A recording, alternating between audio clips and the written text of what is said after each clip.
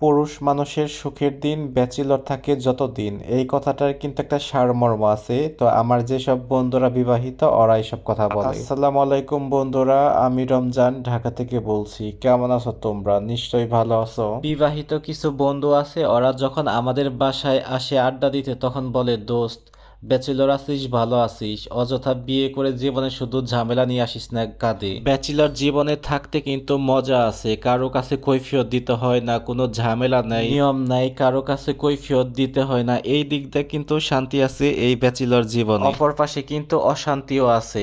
বউ থাকলে, জীবন সঙ্গী থাকলে কিন্তু এই যে কষ্ট করে রান্না করতেছি, এই রান্নাগুলো করতে হইতো না, হয়তো বউ করতো এইসব। আজকে আমার আর বন্ধুর এক জায়গায় ইনভাইট ছিল, যাওয়ার কথা ছিল, কিন্তু সেটা আর হলো না। বন্ধুর অফিস থেকে হুট করে ফোন দিছে। দুপুরবেলা ওরে ফোন দিয়ে বলতেছে অফিসে জয়েন করতে, ওকে অডিটে পাঠাবে, সেই জন্য ওইও চলে গেল। ওর সাথে নিচে যে এক কাপ চা খেয়ে আসলাম। চা খেয়ে ভাবলাম দুপুরে যেহেতু লাঞ্চ করতে হবে, কি লাঞ্চ করব। কালকে যেহেতু অল্প করে তরকারি রান্না করছিলাম, কালকে রাতে খাইছি আর একটু ছিল, সেইটুকু বন্ধু খেয়ে অফিসে চলে গেল। আর এইদিকে আমি চা খেয়ে এসে চিন্তা করতেছিলাম কি দিয়ে ভাত খাওয়া যায়। পরে হুট করে মনে হলো ডিম তো আছে বাসায়, আর আমাদের ব্যাচেলরদের তো এটা জাতীয় খাবার। মাঝে মাঝে চিন্তা করি যদি ডিম না থাকতো তাহলে ব্যাচেলরদের যে কি একটা অবস্থা হইতো। আর এটা কিন্তু ব্যাচেলরদেরও বিষয় না, অনেকেই কিন্তু তাড়াহুড়ো করে শর্টকাটে খাবারের জন্য ডিম ব্যবহার করে। ডিম ভাজতে খুবই বিরক্ত লাগে আমার। ডিম ভাজলে আমার হাত কেন জানি সারাদিনই জ্বলতে থাকে। আমি যে বাসায় রান্না করি শুধু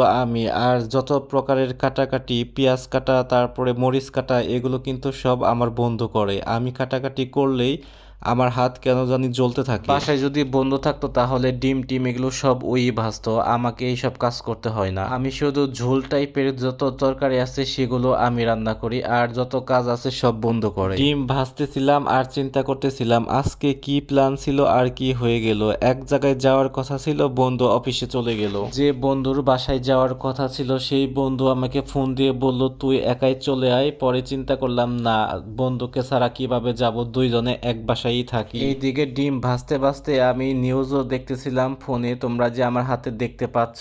আর এই যে দেখতে পাচ্ছ আমি ডিম ভাজতেছি।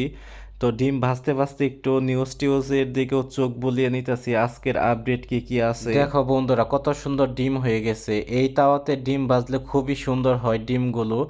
আর আমার ডিম ভাজা শেষ হয়েছে, শেষ করেই আমি আগে গোসলে ঢুকে নিলাম, যেহেতু প্রচুর ক্ষুধা লাগছে, এই জন্য আগে গোসলটা করে নিলাম। কয়েকদিন যাবৎ কষ্ট করে গরম পানি ছাড়া ঠান্ডা পানি দিয়ে গোসল করতেছি। গরম পানি করতে গেলে গ্যাস শেষ হয়ে যাবে। যদি এই মুহূর্তে গ্যাস শেষ হয়ে যায় তাহলে বড় ধরনের সমস্যায় পড়বো, যেহেতু এখন গ্যাসের সংকট চলতেছে। দুপুরে লাঞ্চ করে একটু শুইছিলাম, চোখ লেগে আসছিল, পরে চিন্তা করলাম এখন ঘুমানো চলবে না, একটু ঘুরতে যাব। এক বন্ধুকে ফোন দিলাম, ওই আবার বাসার নিচে এসে দাঁড়িয়ে রয়েছে, আমাকে ফোন দিচ্ছিল বারবার। এই যে দেখতেই পাচ্ছ রেডি হয়ে বের হয়ে গেলাম দুই বন্ধুতে।